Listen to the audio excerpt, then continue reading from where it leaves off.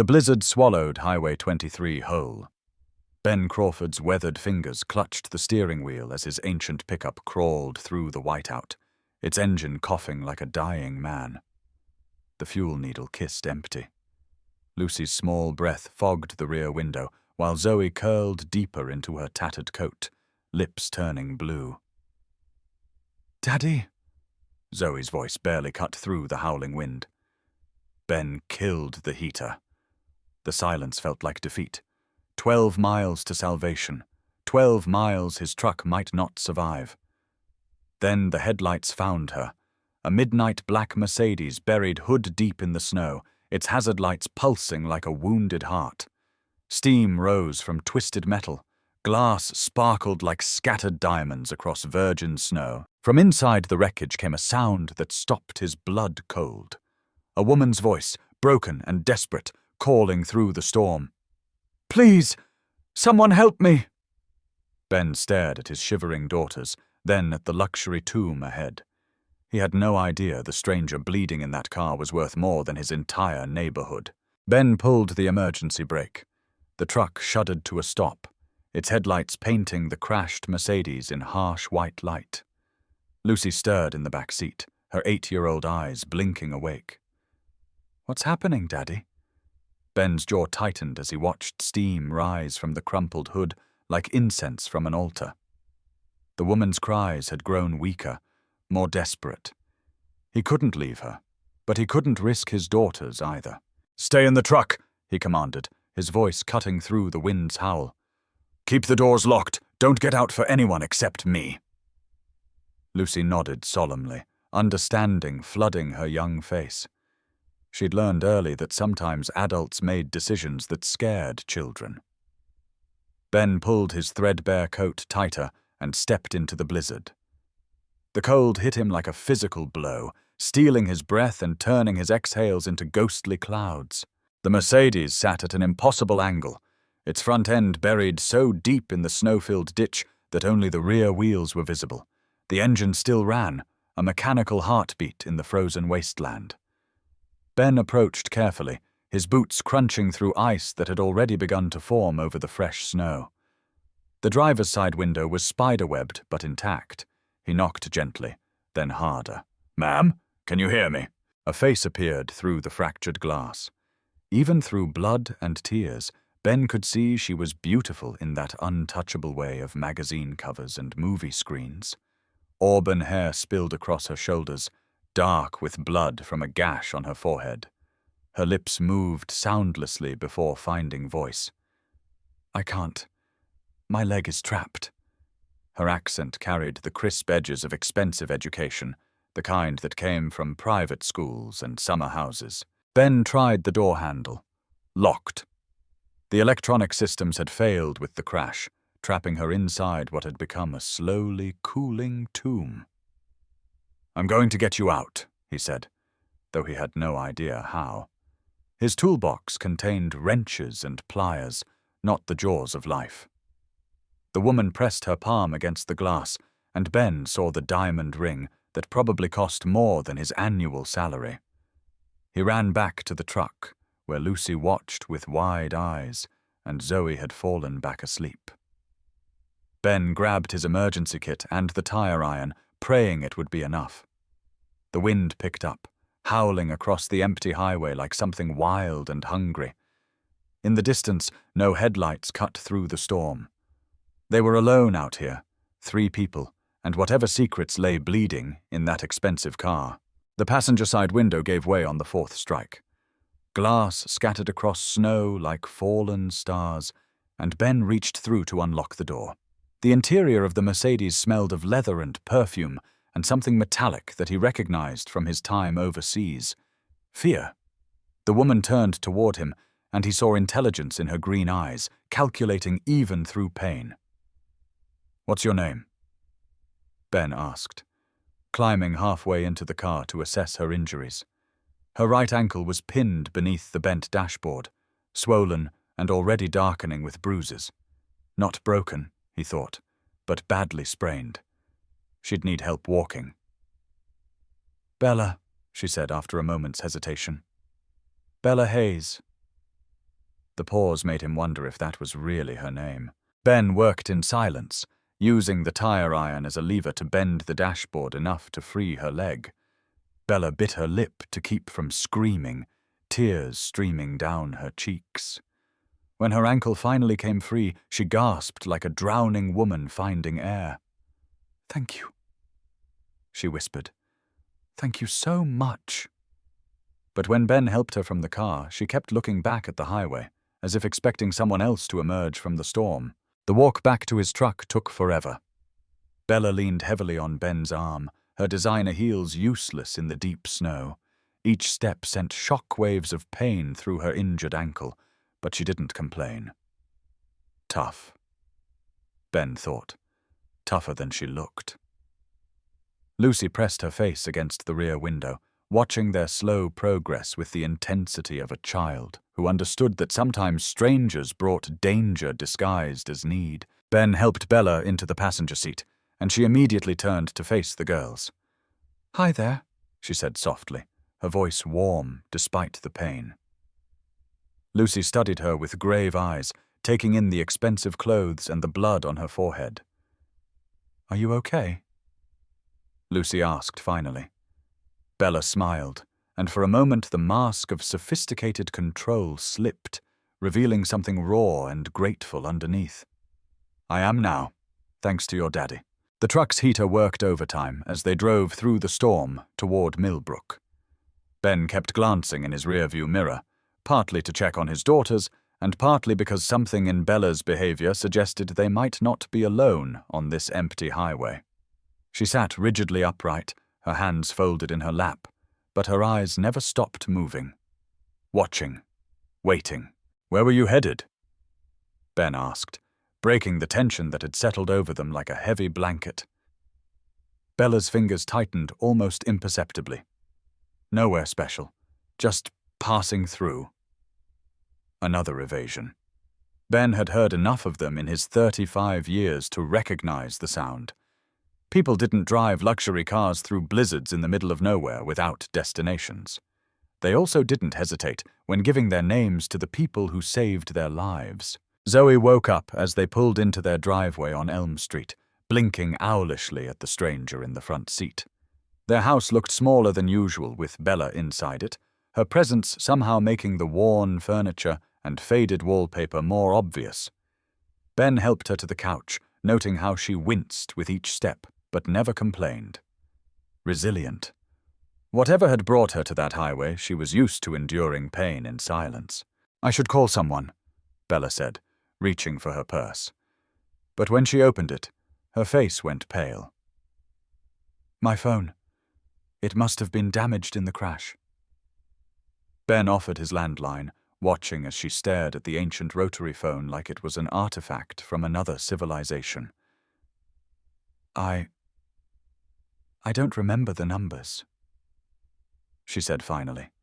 In an age of smartphones and contact lists, that made sense. But something in her voice suggested the forgetting was more deliberate than accidental.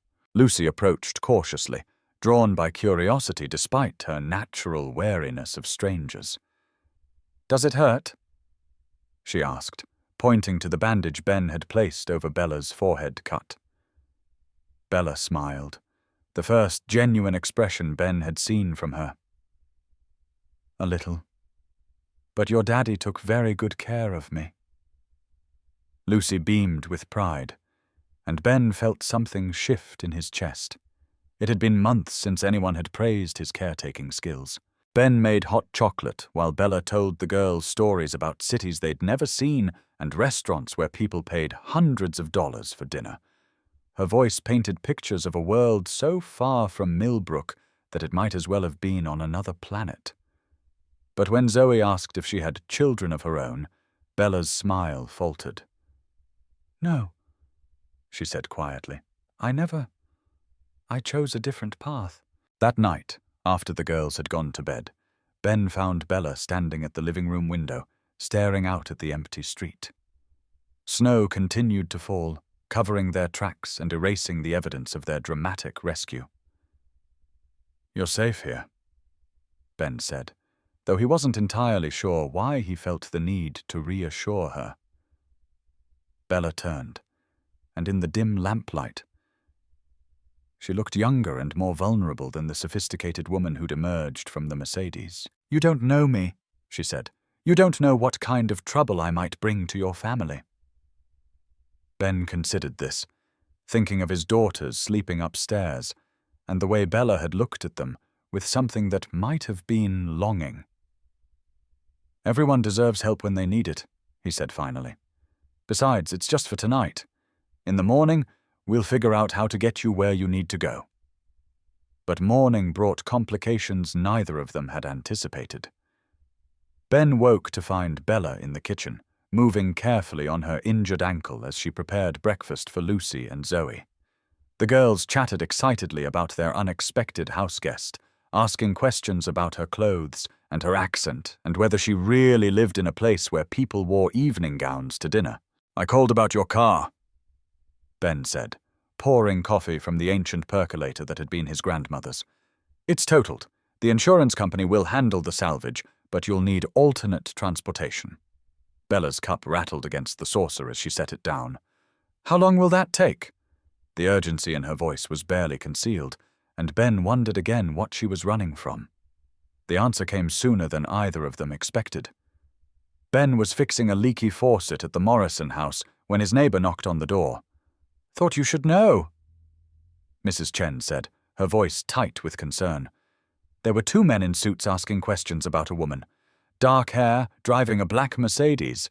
They seemed very interested in your house." Ben's blood went cold.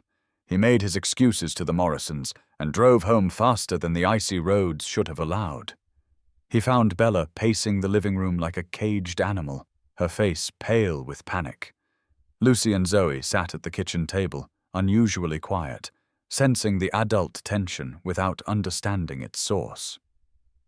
"They found me," Bella said before Ben could speak. "I don't know how, but they found me." She turned to face him, and he saw something in her eyes that he recognized from his time in the service. The look of someone who'd seen what happened to people who couldn't pay their debts. "I have to leave. Now, before they come back." Ben looked at his daughters, then back at Bella. 3 months ago, Sarah had walked out on them without a backward glance, leaving him to explain to 2 little girls why their mother didn't love them enough to stay. He wasn't about to let another woman disappear from their lives without a fight, especially not one who was clearly in danger. "No," he said simply. "You're not running anymore." Bella stared at him, as if he'd suggested they sprout wings and fly to the moon. "Ben, you don't understand. These aren't the kind of people you can reason with. They're dangerous." Her voice dropped to a whisper. "They hurt families to get what they want." The next morning brought visitors. Ben was making breakfast when the doorbell rang, its sound cutting through the domestic tranquility like a blade. Through the window he saw 2 men in expensive suits standing on his porch, their breath creating clouds in the frigid air. They looked like corporate executives, but something in their posture suggested a different kind of business entirely. Ben opened the door partway, keeping his body between the strangers and his family. "Can I help you?" The older man smiled, but the expression never reached his eyes. "Good morning, Mr. Crawford. I'm Vincent DeLuca. We're looking for a woman who might have been in a car accident near here. Isabella Hayes. We're very concerned about her welfare." The name hit Ben like a physical blow. Isabella, not Bella. He kept his face neutral, drawing on every poker game he'd ever played. "I'm sorry, but I don't know anyone by that name." Vincent's smile widened, becoming something predatory. "Really? Because her car was found just a few miles from here, and several people mentioned seeing a woman matching her description with a local man and his children." Behind Vincent, the younger man shifted his weight, and Ben caught a glimpse of something bulky beneath his coat. These weren't insurance investigators or concerned friends. They were something else entirely, something that made his military instincts scream danger. "I help a lot of people with car trouble," Ben said carefully. It's a dangerous road in winter. Vincent nodded thoughtfully, as if Ben had just confirmed something he already suspected. Indeed it is. Mr. Crawford, may I call you Ben? I represent some business associates of Ms. Hayes.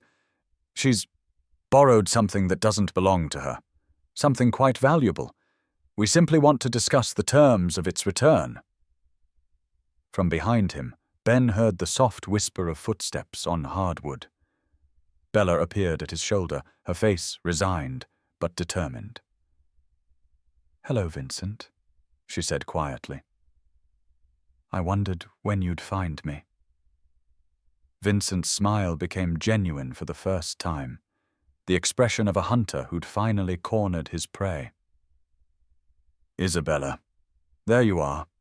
We've been so worried." The younger man stepped forward, and Ben instinctively moved to block his path. "Marco," Vincent said mildly, "let's not be hasty. This is a conversation between civilized people." His eyes never left Bella's face. "Though I am curious, Isabella, what could possibly have convinced you to hole up in this charming little town when you have so many pressing obligations in New York?" Ben felt the weight of his daughter's safety pressing down on him like a physical force. Lucy and Zoe were probably watching from the stairs, trying to understand why strangers had come to their house so early in the morning, why their father's voice had that edge it got when he was scared, but trying not to show it. "The accident," Bella said, her voice steady despite the tremor in her hands. "I was injured. Mr. Crawford was kind enough to help me recover." Vincent's gaze shifted to Ben, studying him with the intensity of a scientist examining a particularly interesting specimen. "How fortunate for you, Isabella, and how generous of Mr. Crawford to offer assistance to a complete stranger." There was something in Vincent's tone that made Ben's skin crawl, a suggestion that generosity was weakness, that kindness was something to be exploited. "Anyone would have done the same," Ben said, though they both knew that wasn't true. Most people would have called the police or paramedics and left someone else to deal with the complications. Marco spoke for the first time, his voice carrying a New York accent thick as concrete. "Boss, maybe we should take this conversation somewhere more private." His eyes swept over the neighborhood, taking in the modest houses and the children's toys scattered in snow-covered yards. "Lot of ears around here." Vincent considered this, then nodded slowly. "An excellent point, Marco. Mr. Crawford, would you be so kind as to join us for a brief discussion? There's a diner in town, I believe. Somewhere we can talk without disturbing your lovely family." The words sounded like a polite invitation, but Ben heard the threat underneath. Refuse, and the conversation would happen here, where Lucy and Zoe might get caught in whatever storm Bella had brought to their doorstep. An hour later, they sat in a back booth at Millbrook Diner, the kind of place where truckers got coffee and pie at 3 in the morning, and nobody asked questions about strangers in expensive suits. Vincent ordered tea, Marco got coffee, and Ben asked for nothing, his stomach too knotted with tension to consider food. "Let me explain the situation," Vincent began, stirring sugar into his tea with deliberate precision. "Isabella owns 3 restaurants in Manhattan, very successful establishments, but success can be complicated. It requires capital, connections, protection.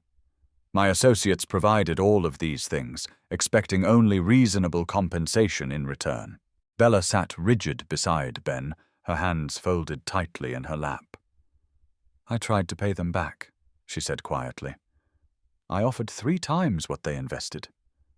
Vincent's laugh was soft and completely without humor. "Oh, Isabella, you still don't understand, do you? This was never about money. Money is just numbers on paper. This is about relationships, trust, loyalty." Ben felt something cold settle in his stomach as he began to understand what Bella had gotten herself into. These weren't loan sharks or even traditional criminals. They were something worse, legitimate businessmen who used illegitimate methods to ensure their investments paid off, The kind of people who made problems disappear, along with anyone who caused them. "What do you want?" Ben asked, though he suspected he already knew the answer. Vincent smiled, and for a moment he looked almost grandfatherly, the kind of man who would slip children $20 bills at family gatherings. "I want Isabella to come home, resume her responsibilities, continue being the successful businesswoman she's always been, with proper oversight, of course." The word oversight hung in the air like poison gas. Ben had heard enough corporate euphemisms in his life to recognize when slavery was being dressed up as opportunity. "And if she refuses?" Marco's coffee cup clinked against its saucer as he set it down. "People make mistakes, Mr. Crawford. Houses catch fire. Cars have accidents. Children get hurt playing in traffic." Ben's vision went red around the edges. In Iraq, he'd met men like Marco, people who hurt innocents not because they had to, but because they enjoyed it. "Are you threatening my daughters?" His voice was quiet, deadly calm. The tone that had once made hardened soldiers step back from fights they couldn't win. Vincent held up a hand before Marco could respond. "Please, gentlemen, we're civilized people. No one wants to see anyone get hurt. But Mr. Crawford, surely you understand that harboring someone who has stolen from my associates creates complications for everyone involved." The diner was nearly empty at this hour, just a few early shift workers grabbing coffee before heading to the plant outside town. The waitress, a tired-looking woman in her 50s, refilled cups and minded her own business with the practiced efficiency of someone who'd learned not to see or hear things that weren't her concern. "How much?" Ben asked suddenly. Vincent raised an eyebrow. "I beg your pardon?" Ben leaned forward, his farmer's hands flat on the scratched Formica table. "How much does she owe? Total. With interest. With whatever fees you've added. What's the number?" Vincent and Marco exchanged a glance. $2.8 million, Vincent said finally. "Plus ongoing interest at 30% annually." The number hit Ben like a physical blow. His entire house was worth maybe $150,000. His annual salary was $45,000. $2.8 million might as well have been $2 billion. But something in his military training, some lesson about impossible missions and creative solutions, made him push forward instead of retreat. "What if I told you there was a way to make that money back, legitimately, without dragging anyone back to New York against their will?" Vincent leaned back in the booth, genuinely curious for the first time since they'd sat down. "I'd say you have my attention, Mr. Crawford, though I have to admit, I'm skeptical that a small-town plumber could devise a solution that trained business professionals haven't already considered." Ben thought about the conversations he'd had with other contractors, the complaints about how hard it was to find good food on long highway runs, the way truck drivers complained about having to detour through cities to find decent meals and safe places to rest. "Highway 23, he said. "How many vehicles pass through here every day?" Marco shrugged. "I don't know. Thousands, probably. So what?" Ben pulled out his phone, scrolling to the traffic analysis he'd looked up after hearing truckers complain about the route. 15,000 vehicles daily, 60% commercial traffic, truckers, delivery services, business travelers, all of them needing food, fuel, and places to rest. Vincent's eyes sharpened with interest. "Continue." Ben felt the pieces clicking into place, the same way they had when he'd planned supply routes through hostile territory. "There's a truck stop for sale on the edge of town. 20 acres, highway access, existing infrastructure. $800,000. In the right hands, it could generate $2 million a year in revenue." The silence stretched between them like a taut wire. Vincent sipped his tea thoughtfully, while Marco frowned at his coffee as if it contained secrets. Finally, Vincent spoke. "You're proposing that Isabella use her restaurant expertise to develop this truck stop, and somehow the profits from this venture would satisfy her debt to our associates." Ben nodded. Exactly. She gets to stay alive and use her skills. Your people get their money back, plus ongoing profits. The community gets jobs and economic development. Everyone wins. Vincent studied him with new respect. You know, Mr. Crawford, I think I may have underestimated you. This isn't entirely without merit. But Marco looked skeptical. Boss, we're talking about a truck stop in the middle of nowhere. How do we know this whole thing isn't just a setup to help her disappear again? Ben met his gaze steadily. Because I'll personally guarantee her cooperation. My family lives here. My daughters go to school here. I'm not going anywhere. Vincent smiled, and this time the expression reached his eyes. Ah. Now we're talking about something real. Insurance, motivation, the things that make business relationships work. He pulled out his phone and made a quick call, speaking in rapid Italian. When he hung up, he looked pleased. My employer is intrigued. He's agreed to a trial period, 6 months to prove the concept works. Relief flooded through Ben, followed immediately by the realization of what he'd just committed himself to. He'd made a deal with people who solved problems with violence, betting his family's aptitude on a business venture he'd never run, and a woman whose real story he still didn't know. There are conditions, Vincent continued. Isabella will manage the operation, but there will be oversight. Regular reports, financial transparency, and of course, the debt continues to accrue interest until it's paid in full. He leaned forward, his voice dropping to barely above a whisper. And if there are any attempts to run, any communication with law enforcement, any deviation from the agreed-upon terms— He didn't finish the sentence. He didn't need to. The threat hung in the air between them like smoke from a gun barrel. Ben nodded, understanding that he'd just signed his family's lives away as collateral for a stranger's debt. But looking at Bella, seeing the hope and terror warring in her green eyes, he knew he'd make the same choice again.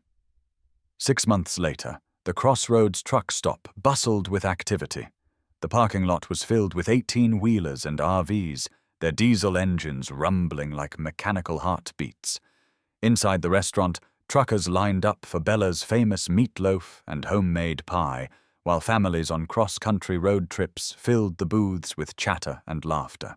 Ben stood behind the counter, watching Bella work with the efficiency of someone born to the restaurant business. She'd traded her designer clothes for practical jeans and aprons, her manicured nails for hands that smelled of flour and coffee. But the intelligence in her eyes remained sharp as ever, calculating profits and managing staff with the skill of a conductor leading an orchestra. Lucy and Zoe played in the small arcade area he'd built in the back corner, their voices mixing with the electronic sounds of vintage games. They'd grown comfortable with the constant flow of strangers through their extended home, learning to distinguish between travelers who were just passing through and the ones who might cause trouble. Vincent visited once a month, always polite, always professional, always with an undercurrent of menace that reminded everyone of the real nature of their arrangement. The books balanced, the profits flowed. The debt decreased incrementally, like water slowly draining from a bathtub with a leak in the bottom. "You know," Bella said, appearing beside him with 2 cups of coffee, "I never thanked you properly." Ben accepted the cup, noting how her fingers no longer trembled when she poured. Confidence suited her, he thought, made her even more beautiful than she'd been as a frightened woman bleeding in a crashed car. "For what?" he asked, though he suspected he knew the answer. Bella gestured around them, taking in the bustling restaurant, the satisfied customers, the life they'd built from desperation and determination. "For giving me a chance to be someone other than a victim or a criminal. For showing me what home feels like." Through the window, Ben could see snow beginning to fall, the first flakes of what promised to be another hard winter. But inside, the truck stop glowed with warmth and activity, a beacon of safety and sustenance for travelers facing the uncertain darkness of Highway 23. Lucy ran up to them, her face flushed with excitement from whatever game she'd been playing. "Daddy, can Bella read us a story tonight?" Ben looked at Bella, seeing the love and longing in her expression as she looked at his daughter. Slowly, she nodded. "I'd like that very much." As the evening rush began to wind down and the last of the dinner customers settled their checks, Ben realized that sometimes salvation came in the most unexpected packages. A stranger in a crashed car, a desperate gamble that could have destroyed everything he loved, a choice to help instead of look away, to fight instead of flee. Outside, the snow fell heavier now, covering the highway in pristine white that would be marked by tire tracks come morning. But for now, in this moment, they were safe. They were together. And for the first time in longer than he could remember, Ben Crawford felt something that might have been happiness settling in his chest like warmth from a well-tended fire. The debt was far from paid. Vincent's visits would continue. The dangerous game they'd all agreed to play had years left to run. But tonight, watching Bella help Zoe with her homework while Lucy arranged tomorrow's special menu, Ben thought that maybe, just maybe, some rescues saved everyone involved. The blizzard that had brought them together was just a memory now, but its effects would ripple through their lives for years to come. Sometimes the most important journeys began with a stranger's cry for help echoing through the darkness, and the choice to answer that call instead of driving past into the warm safety of home.